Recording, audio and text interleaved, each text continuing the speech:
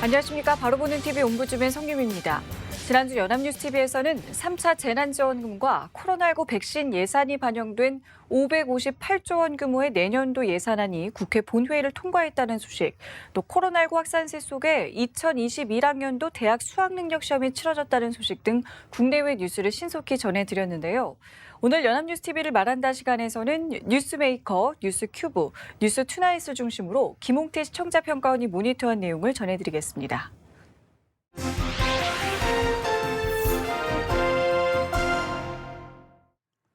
연합뉴스TV는 지난주에 텔레그램 성착취방인 박사방을 운영한 조주빈에 대하여 징역 40년이 선고되었으며 공범들도 범죄단체 조직죄로 기소되어 7년에서 15년 사이의 중형이 선고되었다고 전했습니다. 함께 앞으로 얼굴이나 신체를 성영상물과 합성해 제작 유포하는 행위를 더 중하게 처벌한다는 내용과 전동 킥보드 관련 규제가 오히려 이번 달부터 완화된다면서 크고 작은 사고가 계속 발생하고 있어 업계가 자체 규제 방안을 만들고 경찰은 단속 강화를 예고하고 나섰다는 내용을 전했습니다. 지난 11월 27일 뉴스메이커에서는 인천에서 발생한 같은 학교 여중생 집단 성폭행과 관련하여 소년 범임에도 중형이 선고되었다는 내용을 전했습니다. 뉴스메이커에서는 같은 학교에 다니던 여중생을 집단 성폭행한 혐의로 기소된 남학생 2명에게 중형이 선고됐음을 전했는데요. 인천지법은 강간 등의 혐의로 구속 기소된 14살 A군에게 장기 7년, 단기 5년의 징역형을, 같은 혐의로 기소된 공범 15살 B군에게는 장기 6년, 단기 4년의 징역형을 선고했다고 전했습니다. 이들은 지난해 12월 인천의 한 아파트 헬스장에서 같은 중학교에 다니던 또래 여학생에게 술을 먹인 뒤 계단으로 끌고 가 성폭행을 범했음을 전했습니다. 같은 날 뉴스큐브에서는 같은 학교에 다니는 여중생을 집단 성폭행한 혐의로 재판에 넘겨진 중학생 2명에게 재판부가 장기 징역 6 내지 7년 선고를 냈다고 전하며 국민적 공분을 샀던 사건으로 앞서 검찰이 피고인 2명이 청소년임에도 불구하고 최대 징역 10년의 중형을 구형해 주목받았다고 전했습니다. 이에 대하여 변호사와 함께 내용을 짚어보았는데요. 보통 청소년 범죄의 경우 보호 처분으로 끝나는 사건이 많지만 이번 사건의 경우엔 워낙 국민적으로 분노했던 사건이었기에 엄벌이 처해질지 주목받았다고 하면서 재판부 선고 결과에 대해 어떻게 보는지를 물어보았습니다. 변호사는 소년범의 경우 장기와 단기로 나누어 선고하였으며 이번 사건같이 성범죄이며 특정 강력 범죄의 경우에는 단기 7년부터 최장 15년까지 선고할 수 있다고 하였는데요. 이번에 장기 6년 내지 7년이 선고되어 보통의 소년범 사건에 비해 중형이 내려진 것으로 보인다고 설명했습니다. 검찰이 10년을 구형했기에 검찰의 구형과도 크게 차이가 나지 않는 이례적 중형 선고라고 평가했습니다. 다만 요즘 성범죄와 소년범에 대해 국민의 공분이 높아지고 있는 상황에서 국민의 감정과 맞는지 양형이 정당한지 의문이 남는다고 얘기했습니다. 앵커는 워낙에 이런 범죄에 대하여 솜방망이 처벌이 이루어지는 경우가 많았기 때문에 이것에 대하여 단죄를 해야 한다는 목소리가 있었지만 말씀해 주신 대로 이례적 중형이라고 설명해 주셨기 때문에 국민 정서법과 부합하는지를 물어보자 변호사는 소년범에 대하여 중형이 선고되었지만 우리나라 국민의 감정이 성범죄에 대하여 양형을 높여야 한다는 목소리가 있다면서 양형을 좀 더 높여야 하는 게 아니냐는 목소리는 계속 나올 것 같다고 의견을 얘기했습니다. 국민청원 내용을 보면 피해자는 자해까지 시도하고 피해자 가족은 집을 급매로 팔고 이사를 가고 피해자는 전학을 갔다고 적었다고 전해집니다. 이러한 사실 때문인지 소년범임에도 이례적인 중형으로 평가받은 장기 6 내지 7년형이 선고되었는데요. 이에 대하여 뉴스큐브에 참석한 변호사도 중형이 선고되었음에도 불구하고 성범죄이기 때문에 양형을 높여야 한다는 목소리는 계속될 수 있다고 짚었는데요. 이러한 의견은 현재 상황을 정확히 반영한 것으로 보입니다. 소년범의 성범죄의 경우 이 사건처럼 점차 그 정도가 강해지고 있고 이에 대하여 국민들의 강한 처벌 요구는 점차 높아지고 있습니다. 하지만 처벌 수위나 양형에 대한 논의와 함께 필요한 것은 아직은 미성숙한 소년범에 대한 교화 개선이라는 취지인데요. 이러한 취지에 대하여 약간의 보도가 있었다면 소년범에 대하여 작은 이해가 있었을 것으로 보입니다. 그리고 비록 이 사건처럼 국민의 공분을 산 경우라도 책임의 일부는 우리 사회 그리고 우리들 모두에게 있다는 점에 대하여 약간의 우회적인 언급이라도 필요해 보였는데요. 처벌은 응부와 위하의 효과가 있는 것은 맞지만 이러한 사건이 또 발생하는 것을 막기 위해서는 책임의 일부를 나누는 모습이 필요하고 이러한 모습에서 재발 방지에 동참해야 하는 모습이 필요하기 때문입니다. 11월 26일 저녁 10시 뉴스투나잇에서는 다른 사람의 얼굴이나 신체를 성영상물과 합성해 제작 유포하는 행위가 법 개정으로 최대 5년의 징역까지 처해질 수 있을 만큼 장난으로라도 절대 해서는 안 된다는 그러한 경찰의 경고했음을 보도했습니다. 해당 보도에서는 경찰이 지인 등의 얼굴이나 신체를 성영상물과 합성해 제작 유포하는 행위에 대해 집중 단속에 나섰다고 전했습니다. 기자는 SNS 등 온라인상에서 퍼졌던 유명인 관련 사진과 영상물이 여러 사진이 합성된 것이라고 전하면서 과거에는 이 같은 합성, 성영상물의 대상이 연예인 등 유명인이었지만 최근 일반 개인들도 피해가 확대되고 있다면서 딥페이크로 불리는 합성 기술이 발전한 데다가 각종 어플 개발로 개인들이 쉽게 사용할 수 있게 됐기 때문이라고 전했습니다. 엠번방 같은 사건에서도 다수의 피해자가 딥페이크 합성물에 협박을 당한 것으로 확인됐다고 하면서 경찰이 12월부터 내년 2월까지 3개월간 합성 성영상물을 집중 단속한다고 알렸습니다. 피해자의 신고가 있어야 명예훼손죄로 처벌이 가능했던 전과 달리 지난 6월 법 개정으로 합성 성영상물 제작 유포만으로도 이제 처벌될 수 있는데요. 최대 징역은 5년, 벌금은 5천만 원에 처해질 수 있는데요. 경찰은 법 개정 이후 합성 성영상물을 추적해 7명을 검거했는데 조사 결과 피해자 15명 모두 10대라고 전했습니다. 경찰은 합성 성영상물은 한번 유포되면 지속적으로 확산 재유포되는 만큼 시민단체 등과 협력해 모니터링 및 삭제 차단 지원도 강화할 방침임을 전했습니다. 전파성, 대중성 때문에 한번 제작 유포되면 피해자에게 치명적인 상처를 입힐 수 있는 성영상물 합성이 중벌에 처해지며 경찰이 집중 단속에 나서는데요. 당의 보도는 범죄 행위의 대상이 일반인에게 확대되고 있으며 그 원인이 각종 어플 개발에 있다는 점, 이에 대하여 법이 개정되어 처벌이 강화되고 경찰이 집중 단속에 나서기도 하고 시민단체 등과 협력하고 삭제 지원도 한다는 폭넓은 대비까지 아주 명확하게 짚어준 보도였습니다. 이렇게 시청자들이 궁금해하는 부분을 명확하게 짚어주는 보도의 모습은 정확한 내용을 전달하여 시청자들이 이에 대하여 경각심을 갖고 실수라도 범행에 연루되지 않을 수 있도록 하는 좋은 모습의 보도로 보입니다.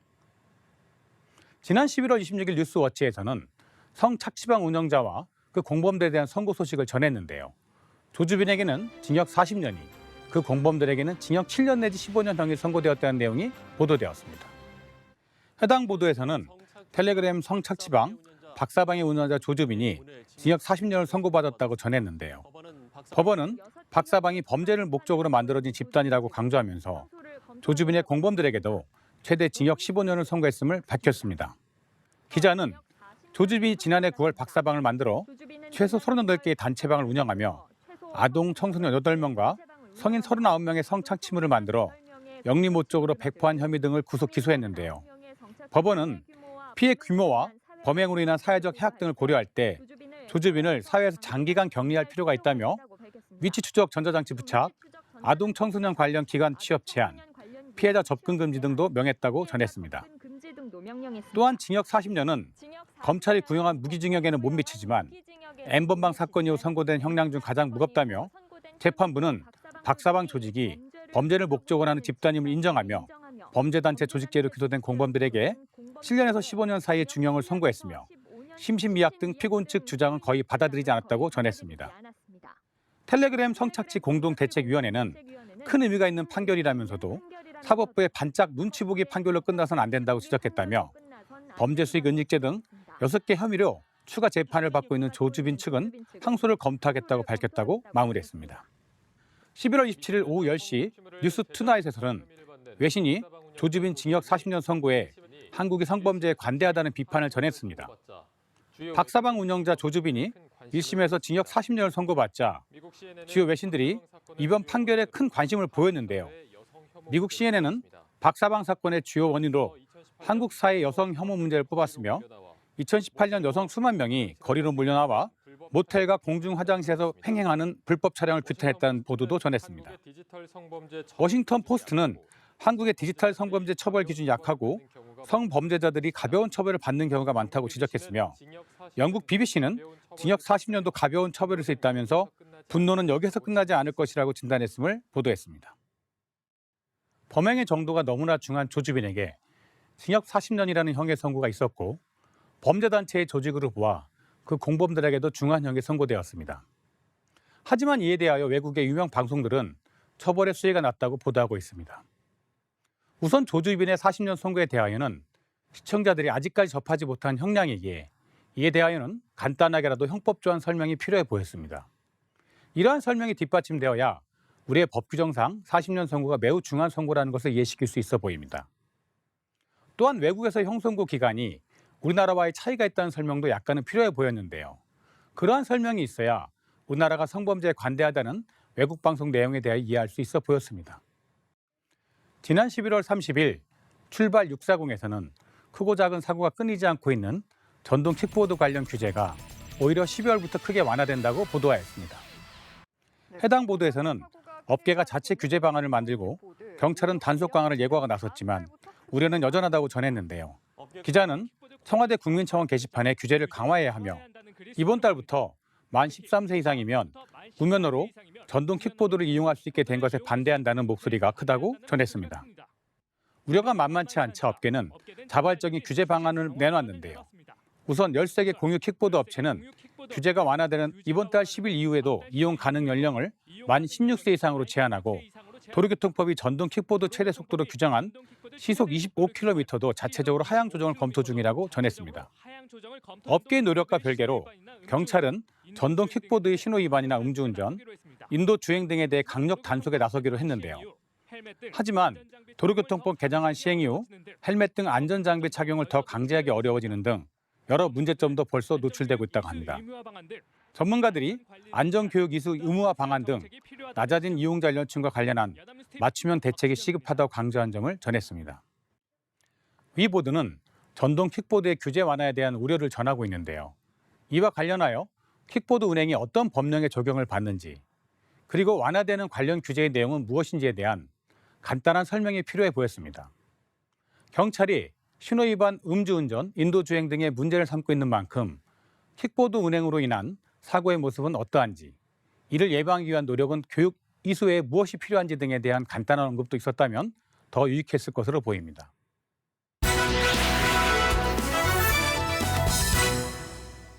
이번 순서는 주말에 방영되는 제작 프로그램을 대학생의 시선으로 분석하고 평가한 내용을 들어보는 캠퍼스TV 리포트 시간입니다.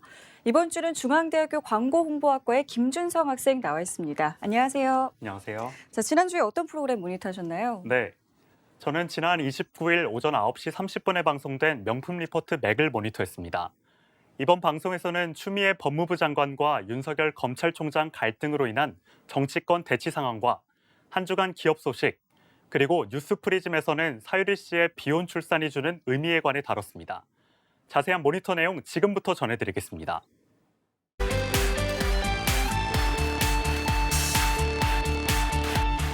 방송은 여의도 풍향계로 시작합니다.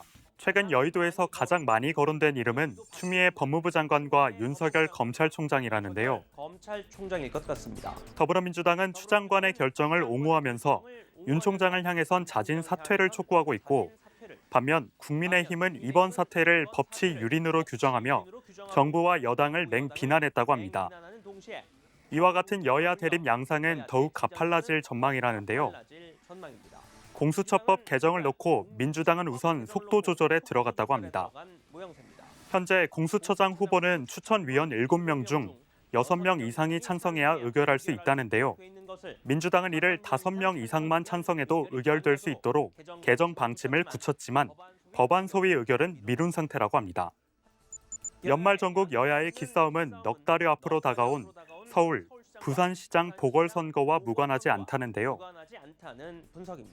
다음 대선 전초전으로도 불리는 보궐선거 승리를 위한 민심잡기 행보가 빨라지는 모양새라고 합니다. 차기 대권 주자들의 움직임도 살펴봤는데요.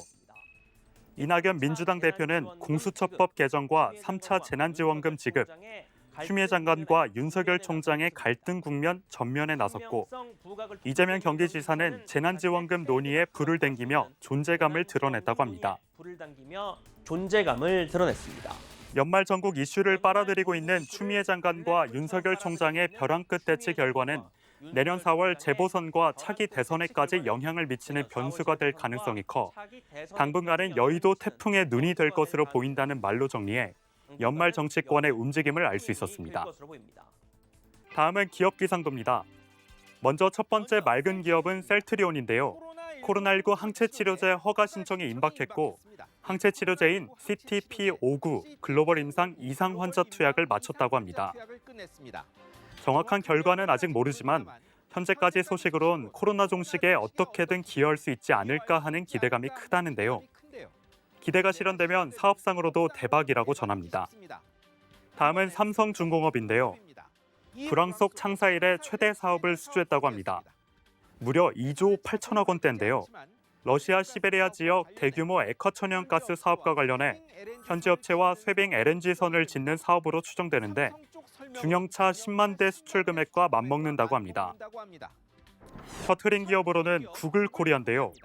플레이스토어 입점사의 30% 고율 수수료를 물리려던 계획을 전격 연기했다고 합니다.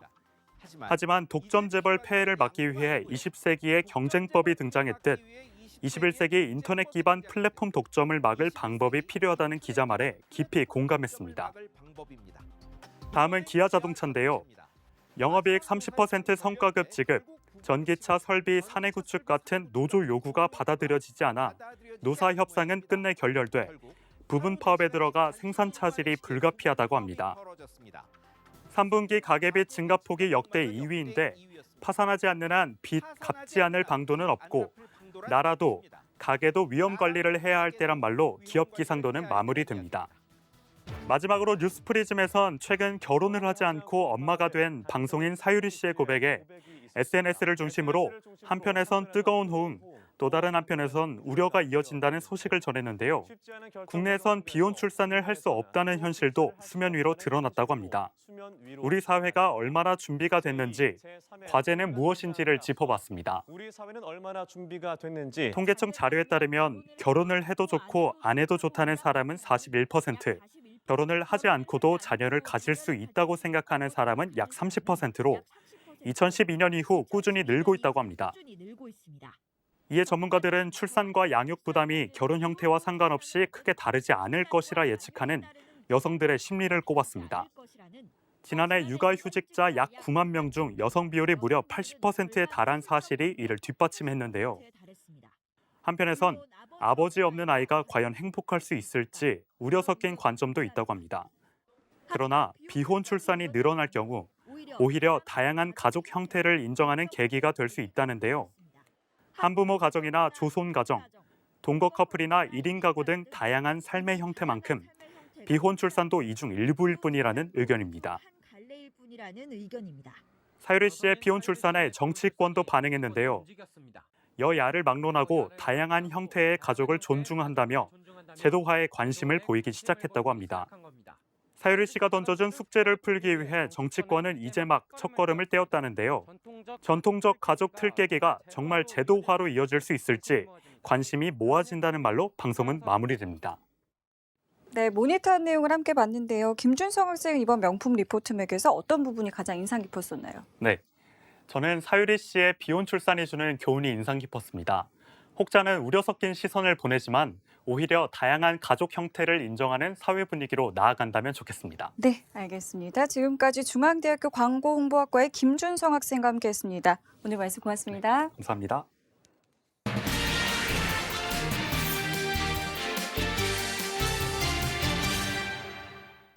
I've had about 18 of them, 20 so far. I'm not sure the exact number.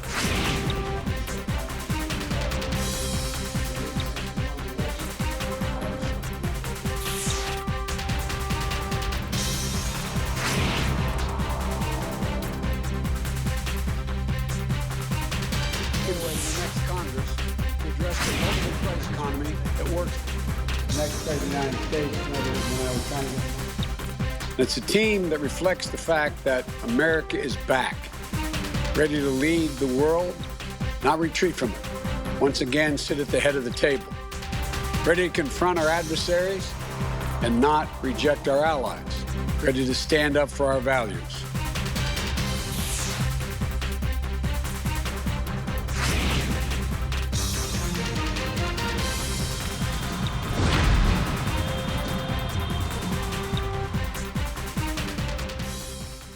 조 바이든 미국 대통령 당선인이 백악관과 내각 인선에 속도를 내고 있습니다.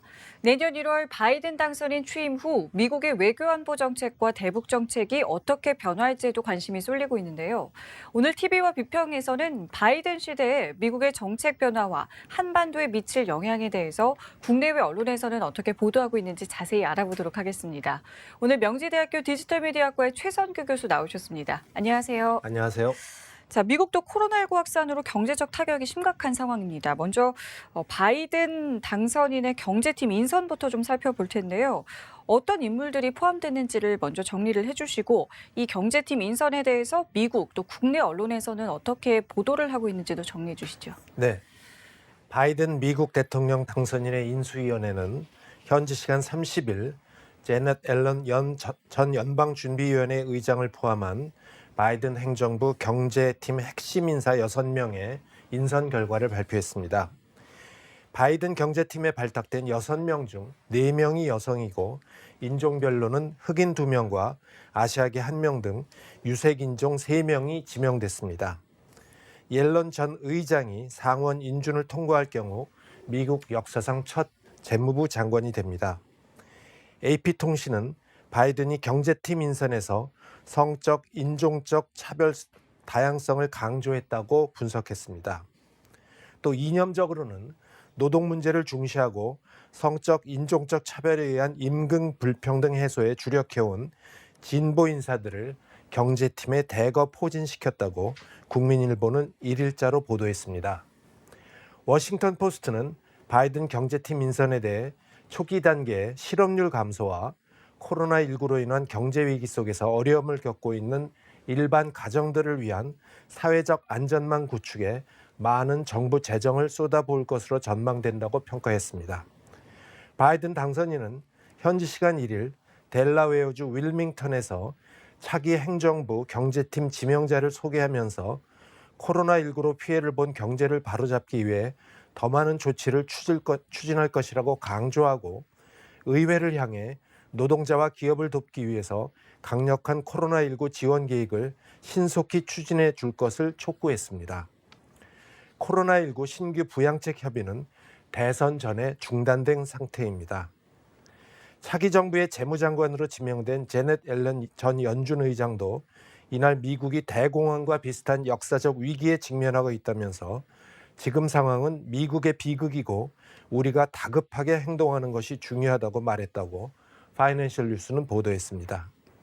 그는 아무것도 하지 않으면 보다 심각한 재앙을 초래하면서 스스로 증폭하는 경기 침체가 나타날 것이라면서 의회와 정부가 빨리 움직여야 한다고 강조했습니다. 네, 새 외교안보팀 인선에도 관심이 쏠리고 있습니다. 지명자들의 면면을 간략하게 정리를 해주시고요. 향후 바이든 행정부의 대북 정책 기조 등에 대해서 미국과 또 국내 언론에서는 어떤 전망을 내놓고 있는지도 정리해 주시죠. 네, 바이든 미국 대통령 당선인은 지난 23일 새 외교안보 라인 인선을 발표했습니다. 한국에 가장 큰 영향을 끼칠 국무부 장관으로는 토니 블링컨 전 국무부 부장관, 백악관 국가안보 보좌관으로는 제이크 설리번 전 부통령 안보보좌관을 지명했습니다. 두 사람 모두 오바마 정부에서 부통령을 지낸 바이든 대통령 당선인을 보좌했던 인사들이라는 점에서 최측근 기용이라고 할 수 있다고 프레시아는 지난달 30일 보도했습니다. 블링컨과 설리반의 기용에 대해 미국 현지 언론들은 트럼프 행정부에서 표방했던 미국 우선주의, 아메리카 퍼스트를 폐기하고 과거 국제사회의 일원으로서 미국으로 돌아가겠다는 의미로 해석했습니다. 블링컨은 과거 언론기고 등을 통해 김정은에 대해 가장 위험한 독재자라고 평가하는 등 북한에 대해 원칙적이고 강경한 입장입니다. 블링컨은 북한 문제에 대해 강력한 대북 제재를 통한 압박 정책과 비핵화 합의 마련을 위한 국제사회 공조 등을 중시하는 입장으로 알려져 있습니다.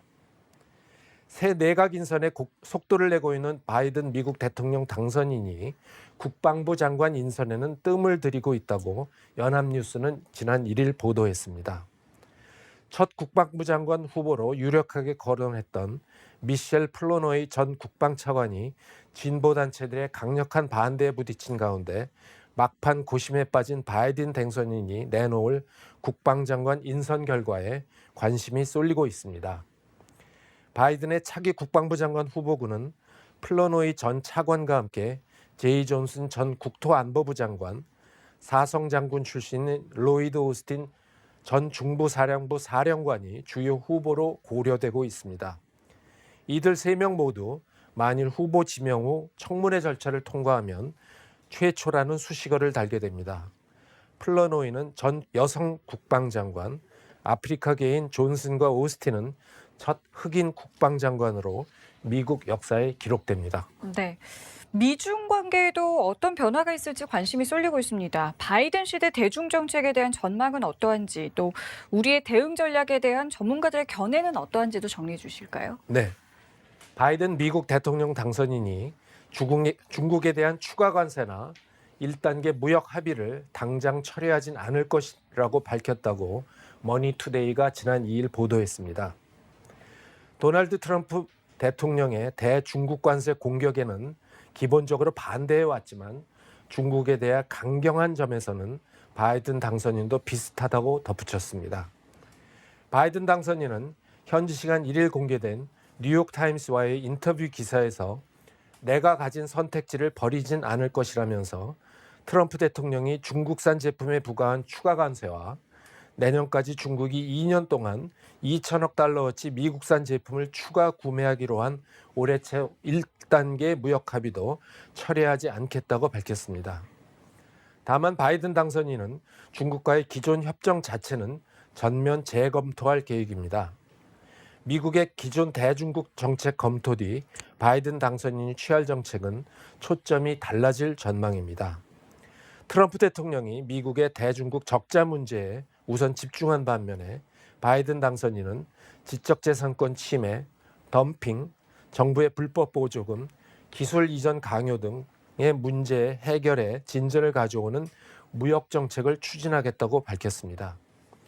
바이든 당선인은 아시아와 유럽 우방국들과 협의해 일관된 전략을 만들도록 하겠다고 덧붙였습니다.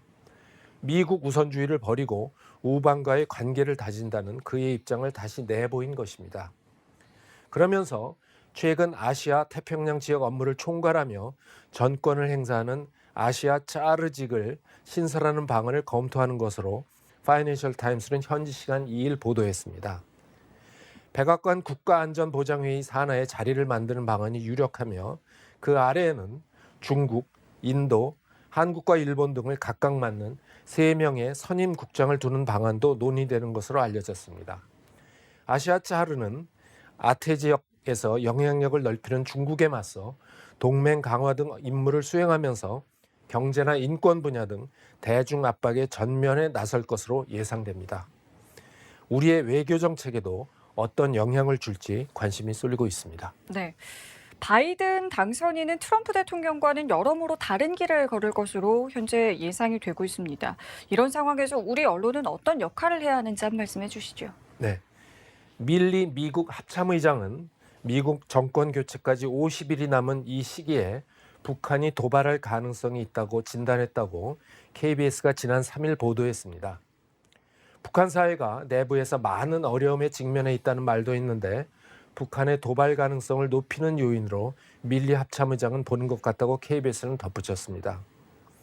또한 북한이 지난 2일 우주과학기술 토론회 2020을 개최하고 인공위성과 장거리 로켓 발사 개발에 대한 의지를 우회적으로 드러냈다고 조선일보가 2일 보도했습니다. 미국 정권 교체기에 개최되는 내년 1월 노동당 8차 대회를 계기로 인공위성을 발사해 대미 협상력을 높이는 한편 정면 돌파전의 성과로 내세우려는 것 아니냐는 관측이 제기되고 있다고 조선일보는 덧붙였습니다.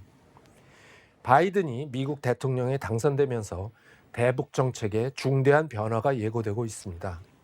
북한과 역대 최초 2차례 정상회담을 가졌던 도널드 트럼프 대통령에 대해서 폭력배를 좋은 친구라고 칭하면서 잘 지내고 있다고 이야기한다고 비판한 바이든의 발언으로 볼 때 북미 관계는 순탄치 않을 것이라는 전망입니다.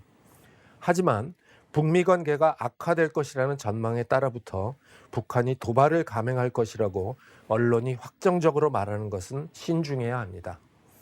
전문가가 한 말이라며 북한이 미국의 직접 보복을 피할 수 있는 한국 때리기를 통해 조 바이든의 주목을 받음과 동시에 미국을 압박하기 위해서 도발을 할 것이라는 기사는 충분한 근거 없이 주관적 전망에 지나치게 의존한 보도입니다. 우리 언론은 북한의 도발 가능성에 관한 보도는 냉정하고 신중하게 해야 할 것입니다.